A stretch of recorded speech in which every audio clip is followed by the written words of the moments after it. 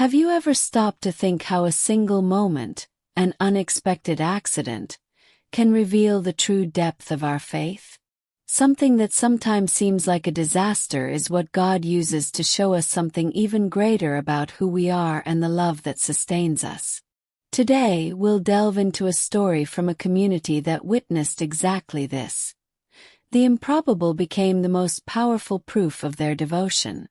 Before we begin this inspiring story, write in the comments below the names of all the people, friends and family, who you would like to be included in our main prayer with a rosary at the end of the video, so that together we can bring their prayers to Jesus. It was a blessed Sunday at the parish of São Miguel, a day when the sun seemed to kiss the stained glass windows of the ancient church, flooding the interior with a divine, golden light. Mass was at its peak of celebration, with the faithful singing hymns fervently, their hearts filled with expectation. On that special day, the community prepared for one of the most anticipated moments of the year, the solemn procession of the patron saint, whose venerable image would be carried from the main altar to the pulpit, where Father Joachim would deliver a special sermon on the saint's life and miracles. The stretchers, carefully adorned with fresh flowers and candles, already awaited the moment to raise the image, while a respectful silence, yet charged with joy and faith, filled every corner of the nave, uniting everyone in a single grandiose spiritual expectation. The long-awaited moment arrived, and the volunteers, men of faith and strong arms, approached the stretcher, ready to lift the heavy image of the saint. With rehearsed movements full of reverence, they lifted the stretcher, beginning the slow and solemn procession down the church's central aisle. The gazes of all present were fixed on the image, some with tears in their eyes, others with silent prayers on their lips, following each step with devotion. It was a spectacle of faith and tradition, where every murmur of prayer blended with the soft sound of footsteps on the carpet, creating an atmosphere of profound communion. However, in an unpredictable moment, seemingly born of a plan no human being could have anticipated, something inexplicable happened, something that would definitively change the course of that celebration and which, at first glance, would seem like a disaster of major proportions. Suddenly, as the palanquin passed over an older section of the floor, one of the bearers stumbled slightly, perhaps on an imperceptible crack, perhaps due to the vibration of the ancient floor itself. In slow motion, to the minds of those present, the palanquin swayed abruptly. A shock-wave rippled through the church before the sound could even reach them. The statue of the saint, made of sturdy wood, slipped from its pedestal platform, and with a sharp, frightening thud that echoed throughout the temple, fell directly to the floor. A muffled cry, almost a collective groan, erupted from the congregation.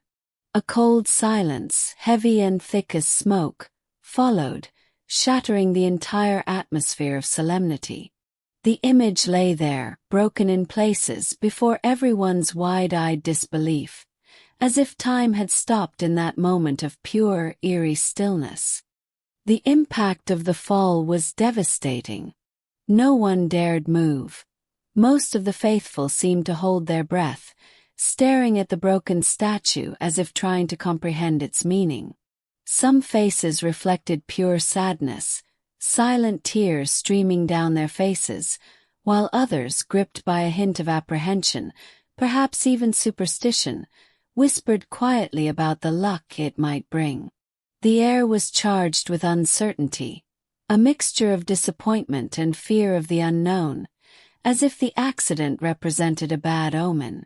Faith, so robust moments before, seemed for an instant to have shattered along with the wood, and doubt, a cold serpent, threatened to slither into the hearts of the community.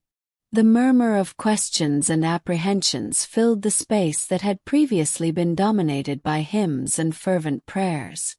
It was at that precise moment of paralysis and doubt that Father Joachim, until then observing with an expression of serene compassion, stepped forward with a calm that surprised everyone. He didn't rush toward the statue, nor did he show any sign of panic, but walked slowly toward it, fixing his eyes on the faithful before lowering his gaze to the broken image. Amidst the tense silence, his voice, calm and clear, broke through the disbelief. "My beloved brothers and sisters," he began, not with lamentation, but with firm sweetness, "what you see here is not the fall of our faith, nor the fragility of our saint. It is a divine opportunity." Those words were an unexpected balm, a breath of hope in a scene of apprehension, beginning to dispel the fog of fear that hung over the hearts of that stunned assembly, and directing the eyes of the faithful to a new and surprising understanding of the situation. Father Joachim, with his soft yet powerful voice, continued to preach in a way that transcended any traditional sermon. "This image made by human hands can break," he said, looking at the shards of wood, "but the true essence of the saint, his life of virtue, his example of charity and devotion to Christ, that is indestructible. Let us not worship the wood, but the spirit it represented." May this break remind us that our faith cannot be tied to objects or appearances, but rather rooted deeply in our hearts, in our actions, and in our love for our neighbors. He raised his hands and invited everyone to an act of contrition and a revival of faith, a call to look beyond the visible, transforming the shock into a moment of profound reflection and communion. The faithful, previously stunned and astonished, now raised their eyes, seeing in the accident a sign, a powerful spiritual lesson. The priest's words instantly transformed the atmosphere of the church. The tense air was replaced by a wave of hope and understanding. Tears that had previously been of sadness or apprehension now streamed down the faces of the faithful as a sign of a profound and renewed understanding of faith. There were no longer whispers of foreboding, but rather murmurs of amen and looks of inspiration.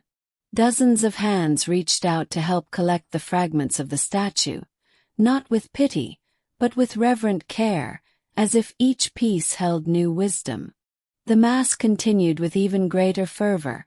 Each prayer, each hymn, each gesture of charity took on a deeper meaning, as if the shattering of the statue had, in fact, freed the spirit of faith from any material bondage. The community left the church that day not with the story of an accident, but with living testimony of how true faith can be unshakable, and how the divine can manifest itself in the most unexpected moments, transforming the visible into a bridge to the transcendent. Think for a moment about the falls in your own life. I'm not just talking about physical stumbles, but about those situations in which your plans, your dreams, or even your image of perfection shatter like the statue in our story. How many times have you felt helpless, watching something so important to you shatter right before your eyes? In these moments, the first reaction is usually fear, frustration, perhaps even the feeling that all is lost. But it is precisely there that the true test of our faith occurs, because it is in these cracks that divine light has the chance to penetrate, revealing not the fragility of what is gone, but the unshakable strength that resides within you, a strength we often forget we have, but which God never fails to see in us, even when everything seems to be crumbling around us. We live in a world where everything seems to be about control and perfect appearances. We want life to fit into neat boxes, our careers to be linear, our relationships to be immune to cracks, and even our faith to be an imposing, untouchable, and flawless altar. But the truth is, just like that imposing statue that suddenly collapsed, life rarely follows such a neat script. Often, it's precisely when things spiral out of our control, when the image we project shatters, that we're forced to look at what truly matters.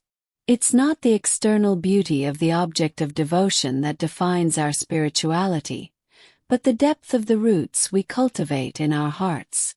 It's a chance to understand that God dwells not only in the shine of polished surfaces, but also in the scars of existence, inviting us to build our faith on the solid ground of truth, not on the fragile illusions of material perfection. Have you ever noticed how, sometimes, an unexpected detour along the way becomes the route to your true destiny? What seemed like a failure, a drastic interruption in those moments of mass, for the São Miguel community revealed itself as a new beginning, a spiritual awakening. The same is true of the falls in our own lives. The loss of a job can be the push to find your true calling. The end of a relationship, the opportunity to rediscover and love yourself fully. Often we cling so tightly to what we know, to our comfort zone, that we need a shock, a moment of breaking, to let go of the old and make room for the new that God wants to present us.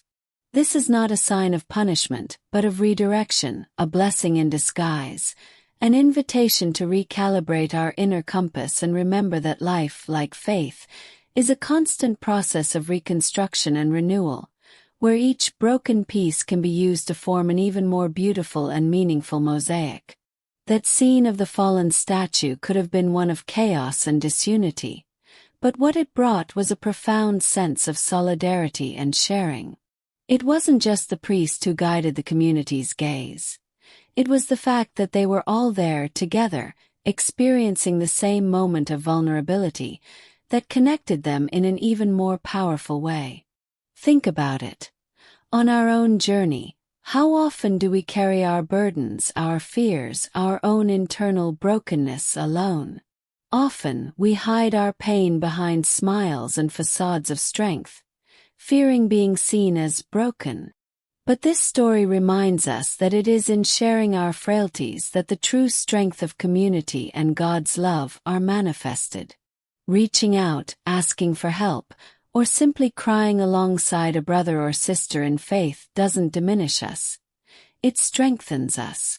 On the contrary, it lifts us up, uniting us in an invisible web of love and support that, like the faithful who helped lift the spirit of the parish, empowers us to overcome any obstacle, reminding us that we are never, ever alone on our journey.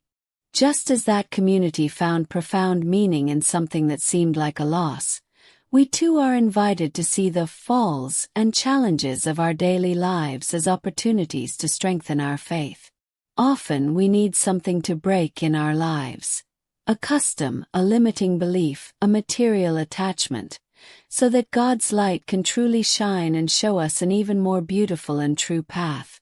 Daily prayer is our personal rosary, connecting us to heaven and helping us forgive, find peace in our hearts, and keep alive the flame of our ongoing conversion.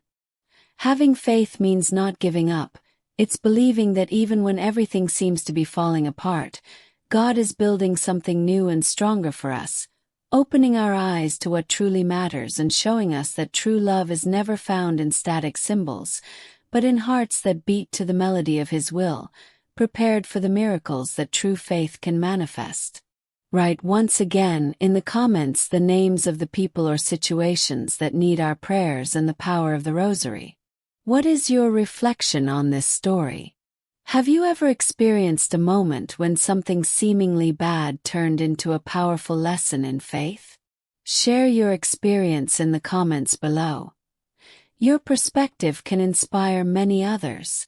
If you were touched by this message and believe in the power of faith, please like this video. It helps us spread the word to more and more hearts. And, of course, don't forget to subscribe to the channel and activate the bell so you don't miss any of our upcoming stories and reflections. May the peace of Jesus be with you always.